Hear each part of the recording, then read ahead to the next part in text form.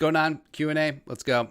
Max Kallenberg, the game proves that you can't expect to compete when you don't have at least a decent offensive line. Yeah, I mean, the Chiefs have the future GOAT in Patrick Mahomes. They have Travis Kelce, the best tight end in the game. Tyreek Hill, who's the first team All-Pro, sure. But if you can't buy any protection, you're going to have a longest day. And even before Fisher got hurt, I mean, that offensive line was ass. Like, it was stretched extremely thin. And I think the Chiefs are going to have some problems coming up in roster construction because they're paying $20 million a year to Chris Jones. They're paying Frank Clark through the nose. They're paying Honey Badger. I mean, with the reduced cap and with Patrick Mahomes' big money starting to come in on that extension, it's going to be tough.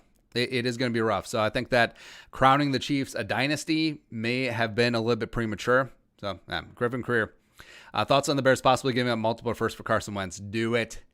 Do it. Absolute crybaby McGee. And I know everything around him was less than ideal, but how you face adversity says a lot about you. Like the way that Deshaun faced adversity in Houston this year. He stood up to it, didn't pout, didn't whine. Is forced his way out of town, but it's sort of understandable. But the way that Carson Wentz did it in season as opposed to trying to be part of the solution, no, absolutely do not want that. Griffin Creer. That's the one. Brower Power. In your reaction to Brooks' mock draft 5 days ago, Quiddy was taken with Parsons still on board. And are the Vikings scared to move Barr to edge on a restructured deal and draft Parsons and slide him to outside linebacker? I can't be the one who sees this. Well, I don't know if Anthony Barr is young enough to move him anymore. Like, if they would have done it 3 or 4 years ago, sure. But I think the die is cast. I don't think that you could move him to a full-time edge. I don't know if he would accept the restructure. I think that the Vikings will have to make a decision because $7.5 million of his $12.3 million base salary is guaranteed on the third day of the new league year. So these negotiations are going to have to happen fast. Plus, I mean, there's no guarantee that Parsons falls to 14. Even with his off-the-field stuff, I think that he may still go top 10 or at least before the Vikings draft to 14. So I think that now the Vikings trade back and then Zaven Collins is on board. Then it becomes an interesting conversation, but nah. Hairfine.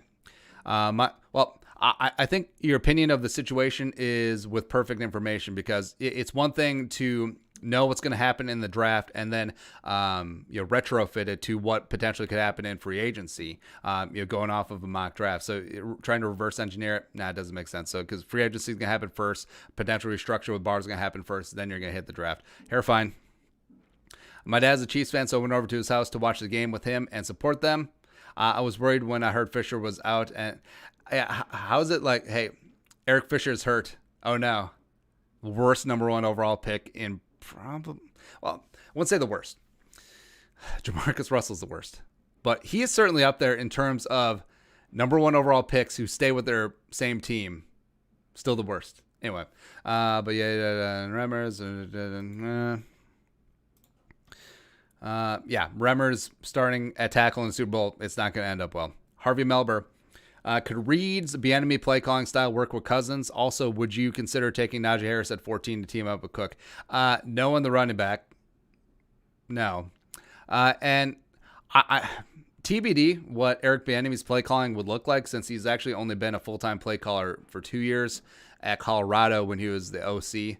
But it's sort of moot since he's probably going to run back with the Chiefs. But let's say Andy Reid style of play calling with Kirk Cousins, I don't think it'd be that great. Where there is a big improvisational part of Patrick Mahomes and Andy Reid's synergy. Yeah, there's a lot of creativeness as well, but I mean, Kirk Cousins, he needs a script. Like, he is not a good improv guy. He's not good at ad-libbing. So, but I'm sure Andy Reid would adjust that. Evan Casconaway. I'm so glad to see another team feel the struggle of Mike Remmers. Well, I mean, the Panthers got it first, and the Vikings signed him for all the money. I mean, fight forever. Will Tom Brady be at a high level next year and have Bucks in the playoffs? You shouldn't bet against him. No, you really should not bet against Tom Brady. So he'll be 44 next year. Could he play at a similar level as this year? Sure. I think he certainly could. Wow. Hell, maybe he will play until he's 50. Poirier versus McGregor 2. Oh, no. That was an ad. I was like, they announced it. They just had it. But mono casual. I guess I wasn't the only one having Super Bowl is over vibes when realizing my Remmers is starting. Yeah, I mean, that's why I hammered the Bucks money line, and you were still getting a good price. Because, I mean, everyone's just like, oh, Mahomes. Kevin Ace, will Clint being OC, if he does a great job, will another team offer him a head coaching job?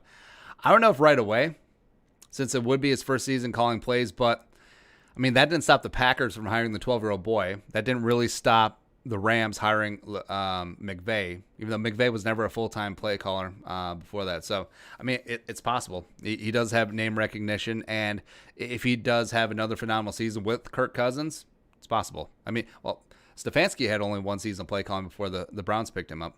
Pulford Skull, could you go over how teams are able to make trades in principle for the new league year and not get hit with tampering violations?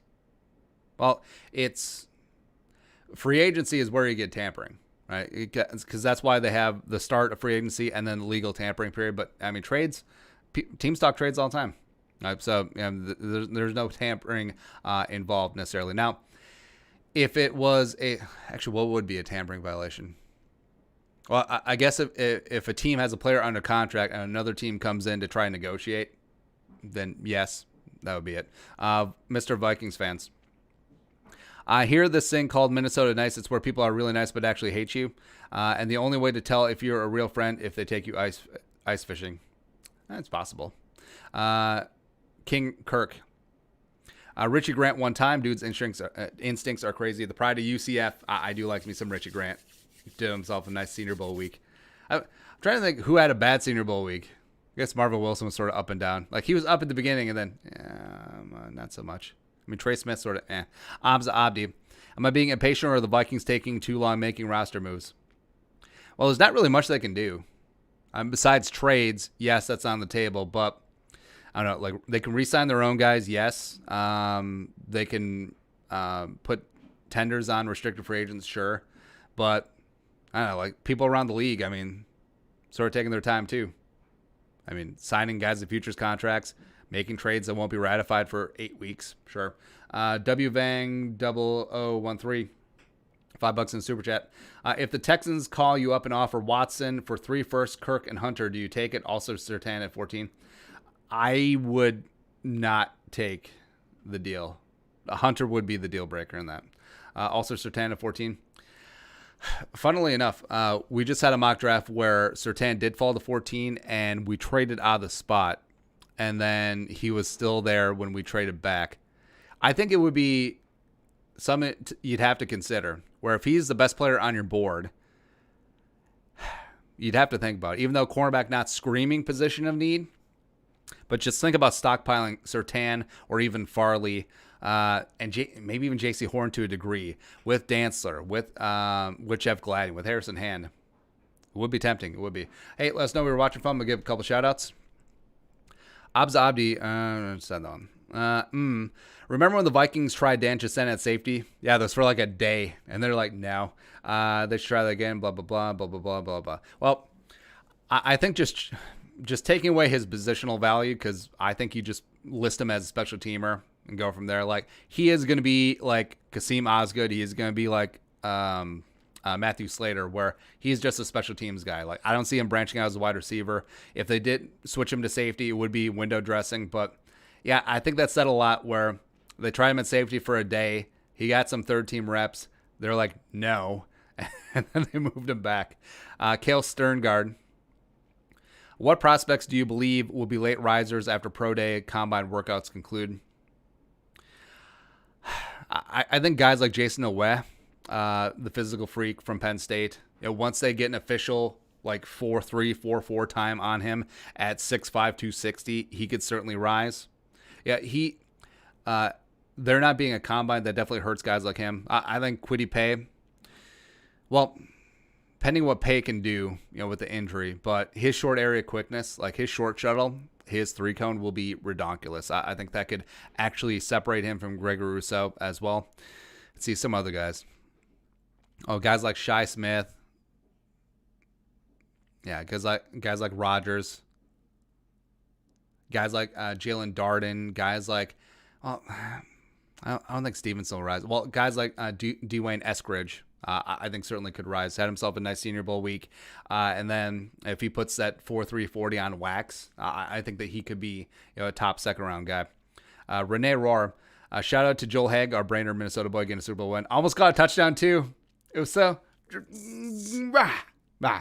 What's the deal? What player would you want to add to the Vikings non-quarterback that is still playing?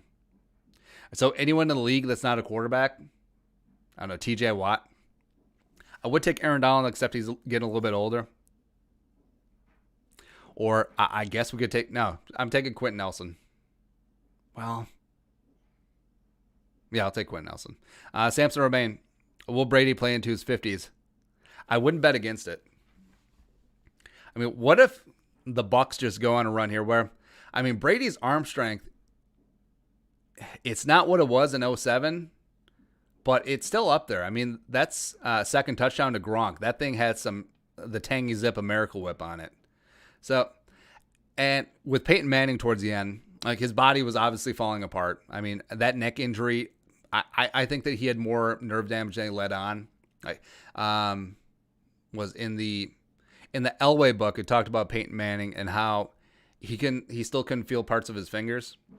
So, I mean, that certainly factors in. But what Brady does so good is that he beats you with his mind. Like, he gets the Bucs into the right play. He reads coverages. He knows exactly what's going to happen. So, that makes a big difference. So, if they're stacked up against the run, they're going to throw it. If they're sitting in coverage, they're going to run it. And that all has a lot of value and utility. And plus, if he's still able to deliver an accurate ball where it should be, that does have utility, even though, that Saints game in Tampa where they got their asses whooped. Yeah, like he's going to throw a couple of ducks out there. But, yeah, and also the NFC title game where you get picked off 3 times. But he could play for a while. He could. A couple shout-outs. Purple Rain Skull from Wausau, Wisconsin. Patrick Harm, Cedar Rapids, what up? Dayon Tuma, Maryland. Curtis Garant, Bella River, Ontario, what's going on? Jesse Skull from Marshall, Minnesota. Amplifiers. Derek Baker, Hamilton, Ontario. Pulford Skull, Nashville, Tennessee, what's up? Landon Prepodinick, Otsego, Minnesota, what's going on? You guys are the best. Diego Suarez, hi. What's going on? You guys are the best. Thanks for coming along. Next up, Samuel Salinger Skull from Austria. Shrimp on the Barbie. Michael Merchant Rubbles. Thoughts on Ronnie Perkins from Oklahoma? Could set the edge and get after it at 5.5 sacks last season. Like that dude. Thoughts? I haven't done too much of a workup on Perkins. Abza Abdi. Got a scenario for you. Vikings get the 3rd pick and Lions get the 4th pick in the draft. You're on the clock and Penny Sewell and Smith are on board. Who do you take? Well, if you trade up to 3rd, ostensibly you're doing it for a reason. So Penny Sewell or Devontae Smith. Why is it those two? Why isn't Justin Fields? But in this specific situation, I would take Penny. Cyberbullet 123. Who would have thought Mike Remmers would be starting in the Super Bowl? He's going to start again next year. Thorvald Von Johnson. Will the national media jabroni haircuts finally concede that Brady is the GOAT? Well, he is the GOAT. I mean, conversation was over after he won Ring 5. I know that Peyton Manning still gets talked about, but he basically only won 1 ring. He won that one with the Colts in 2006. And, I mean, the Broncos one was all the defense. Like, he didn't even start the full season. Brock Osweiler came in and started 7 games. He went 5-2. And Rodgers, no. Rodgers is absolutely not in the conversation. He's been to 1 Super Bowl. Been to 1-0. Same thing with Drew Brees. 1. Brett G. I saw the Carolina offered 8 plus Teddy for Stafford. I like the 8 better than 2 future first from the Rams. What do you think? Well, they got the 3rd and they got Jared Goff, where I don't think they're sold on Jared Goff, but yeah, taking care of his contract, they got an additional first out of it. Plus, well, it's going to be the Rams, so it's going to be a later first-round pick. But they get to see if Goff is going to be the guy. I mean, they could still take a quarterback at 7.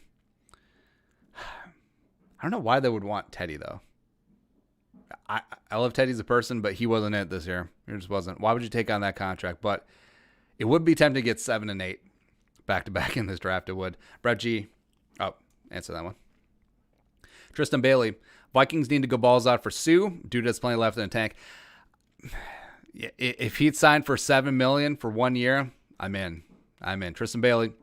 I think the reason the Bears love washed-up Philly quarterbacks is just because John DeFilippo's in the building. Yeah. Yuck. JDF, blah, blah. Miles. Happiest and saddest moments as a Vikings fan? Other than the miracle?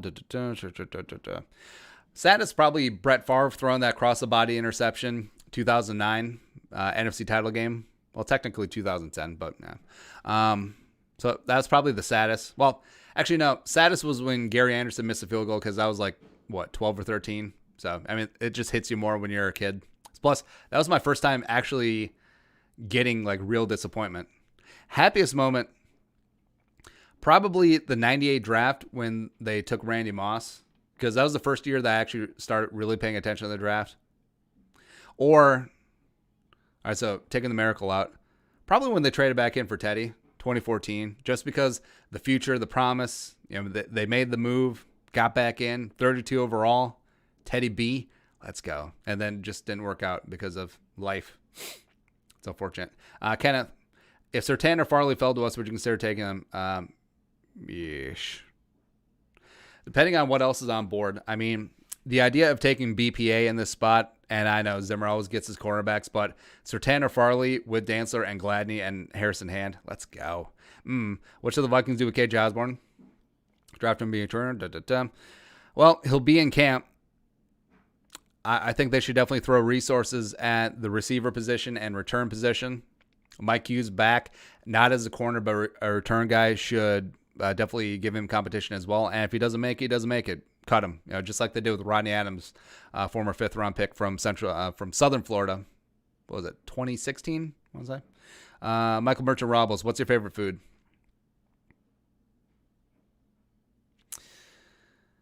Probably steak. Yeah, it's kind of a boring answer, but yeah. George St. Baptiste. 3 guys I really like under the radar are Caleb Brantley, young defensive tackle, could be slide next to Michael Pierce. He's out of Florida, right? Leonard Floyd. So Leonard Floyd was a former number 9 overall pick by the Bears, edge rusher from Georgia. I randomly remember he threw up at his pro day because he ate too much breakfast, which is funny to me.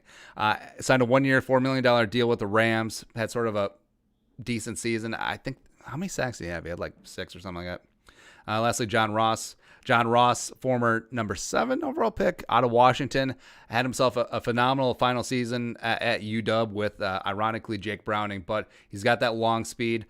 Plus, the Bengals never used him as a kick returner, which kind of pissed me off. I don't think he could return punts because that's a very specific skill set. But, yeah, I would definitely use him as a kick returner. Rudy Peel. What are your thoughts on Spencer Rattler becoming the number 1 quarterback in the 2021 draft? Lincoln Riley and the quarterback factory does it again. I'm not sold on Rattler. I'm not completely sold on him. I like the kid. We'll see what happens this upcoming season, though.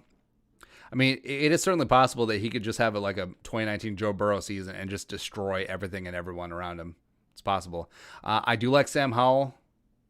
I do like Dustin Crum as a late round guy. Of course, I love Desmond Ridder. Even though people don't like Derek King, I really do love him. And even though Kedon Slovis had sort of a down season after a phenomenal true freshman season, 2019, I'm still pretty bullish on him. Hopefully the Pac-12 will actually have a normal season, but we'll see. Andy Shong. Was it just me or the rest very nitpicky against the Chiefs defense? Well, I think Romo hit it on the head, where there's a couple games watching the Chiefs this season where it's like, they're getting away with murder, man. And it finally came home to roost. And yes, refs favoring Tom Brady, sure, but it's not like they don't favor Patrick Mahomes. Okay, it is hilarious though to see the refs sort of go against Drew Brees, go against Aaron Rodgers and the Packers. It's tough to see, man. Tough to see. Travis G. Is our number 1 rival the Jets going to land Deshaun after he spurned our advances? The Jets or the Dolphins make the most sense, given the trade capital they have on hand, the high draft pick this year, plus they have multiple firsts. So I still think that Deshaun ends up as Jet. Yeah. Westworld, Orlando Brown Jr., left tackle of the future. Well, he doesn't play left tackle now. He plays right tackle for the Ravens. And Vikings are pretty set at right tackle. And left tackle once they move Ezra. Griffin Creer. Build your dream defensive line using active players in a 4-3 base defense. All right, so right now, nose tackle, Akeem Hicks. Even though he's not always a nose tackle, but yeah. 3-tack, Aaron Donald, yes. Edge rushers, I'm going to kick TJ Watt down to defensive end. He can do it. He can put his hand in the dirt. And then I'll take Myles Garrett. Possibly Danielle Hunter. No, I would take... No, screw positional changing. I'm going to take Danielle Myles Garrett. Specifically because Danielle plays that left side, and I'll have Myles Garrett on the blind side. Let's go. Westworld. Where will Kenny Gallaudet end up? That's a good-looking question. Jets, Jets. So I think that's what happens where they trade for Deshaun. They have plenty of cap space. They throw a lot of it at Babytron. So they got Gallaudet and Denzel Mims and Jamison Crowder with the Jets. That's not bad. Thorvald Von Johnson. How good is Kirk Cousins at reading the defense and adjusting to it? It's a complicated question. But he's better than average. But I also feel like he... At times, he is slow to react, especially on like delayed blitzes. But just reading coverages and finding the dead zones in the zone, I think he's very adept at that. Especially since Jefferson is extremely good at identifying, hey, is it cover 2, 3, 4? Is it man or zone underneath? Where's the dead spots? I'm gonna sit down right here because you'll notice if you go back and watch a lot of Justin Jefferson catches against zone, where when he catches it, he is right in the middle, the furthest possible spot from defenders. Now, I know that sounds pretty rudimentary and elementary, but it is a skill. It is a skill reading what the defense is going to be and just finding that spot. Fake username 2. Who's going to be the first Vikings veteran to leave the team? Well, I don't know. Anthony Harris, does that count? Be gone. Patrick Harms. Will Clint be less stubborn than his dad to put Ezra at left tackle? I hope so. I wanted Clint's first job as OC to fire Rick Dennison. I understand that Rick and your dad go way back. I understand that Rick might have been like an uncle to you growing up. He might even be your godfather for all we know. But fire his ass. Fire his ass. Let's go. Chris Danny Hansen. Should Danielle Hunter grow a mullet to channel the powers of Jared Allen and become unstoppable? God, that would be sweet. That would be sweet. Go get it. Sam Salinger, Skull or nah? Mock draft. Wyatt Davis at 20. Joseph Asai at 52. Yes, Skull in. Tommy Wynn, thoughts on BC Johnson? I think that Andrew Janako, I'm sure is a competent coach, except he doesn't have a wide receiver background. I'm sure, well, it didn't hurt Jefferson and Thielen that much, but the guys that really hurt BC, Osborne, BB, Tajay Sharp to a degree. I still think that BC can contribute as a special teams guy, wide receiver 3-4, maybe even as a returner. But yeah, it's really unfortunate. He had a phenomenal rookie season, overachieved, and then last year just sort of came down to earth. Had a couple of big drops too. So, Miles, Shaq Barrett or bust thoughts? It's going to be expensive. Probably going to be 20 mil a year. I don't know. Elijah Alsop. Thoughts on Justin Simmons in free agency for like 18.5 a year? He's really good, but nah, can't do it. Alsop, Quiddy Pay or Kyle Pitts at 14? I would take Pitts. Given the compositions, consider Pitts a wide receiver, makes things a lot easier. And then considering the composition of edge day 2, early day 3, I'll go Pitts. Nicky Young. Who do you think the Vikings should sign in free agency to try and beef up the defense? I've always liked Dalvin Tomlinson, the nose tackle, defensive lineman from the Giants. Shelby Harris from the Broncos makes sense. Won't cost that much. Ndamukong Suh, at least buzz the tower, man. At least think about it. So you're beefing up the defense. Daquan Jones, if you don't get Tomlinson. The nose tackle, a little bit older from the Titans. Makes sense. Andy Maxfield. Not a great day for the whole group of people who think we need a new quarterback. Everyone's out there forgetting O-line, D-line, Super Bowls, not quarterback. No. Yes. Tristan D. Why does the rest of the league disrespect the Vikings so much? It's almost like we don't even exist in the rest of the NFL world. I kind of like it, though. Now, we like pointing it out, just because it fuels the fire. But I feel like people just overlook the Vikings because, they went 0 for the Super Bowl. And it's flyover country, and it's sort of like, whatever, this funny little team with purple uniforms. Plus, Kirk Cousins is their quarterback, and media loves ripping on him. MJ the GOAT, Chiefs won this before the game. Face, Tristan D. I tweeted JJ got screwed yesterday. I got 20 replies from Chargers fans harassing me from one guy. Blah, blah, blah. All JJ does is catch the ball and dumbest argument ever. Yeah, quarterback is harder. Okay. Connor Spies. So in Destroying's last video with JJ, they were doing punt catches, and JJ caught like 8 in a row. He even pulled the shirt over his face, still caught it. Why is he not returning punts for the Vikings? You don't want to expose your starters to injury returning. That's why you don't see like high-end guys generally returning kicks or punts. Hamza Abdi Marquette King for punter. Yeesh. Noah Hart. Who do you think are the top 5 safeties in the league? Because you wouldn't see Hitman getting on Sportsline conduct in Super Bowl like Tyron. Well, you might. I see top 5 safeties, no particular order. I would put Honey Badger in there. I'll put Harrison in there. Cheeseburger Eddie Jackson. Respect. Who else?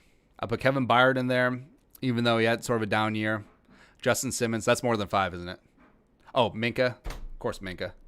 That's like 7, but no. Chris Danny Hansen, are Vikings not respected because of Kirk, or is Kirk not respected because of the Vikings, or both? Well, Kirk wasn't respected before he got to the Vikings, so I think that it's 2 disrespected entities combining. Derek Baker, my other question for you, Jerome has to do with the seemingly systematic lack of respect for the Vikings and negative bias at officials. Pro Football Hall of Fame TV networks that are shown for a long time. I followed NFL football for 50 years. I can vouch for the fact negative bias.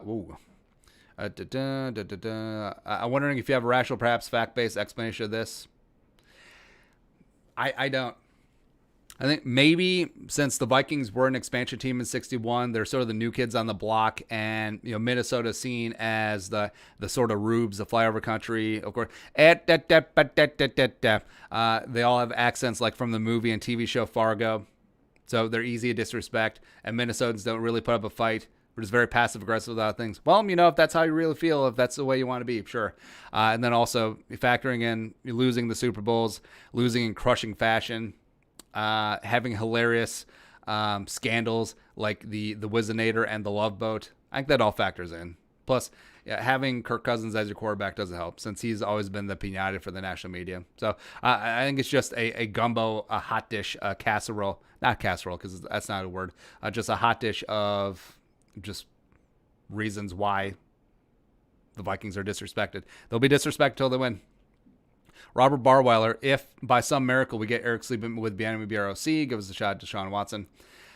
Hell, maybe they'll just fire Zimmer and keep Clint on as OC and then hire Bieniemy. I mean, it's possible. I think if the Texans would have hired Bieniemy, I think they would have had a shot to keep Watson. Yeah. But then instead they hired a 65-year-old position coach. But that's it. That is the Daily Jerome's live stream for the day. Thank you very much for coming along on a Monday. We'll talk to you guys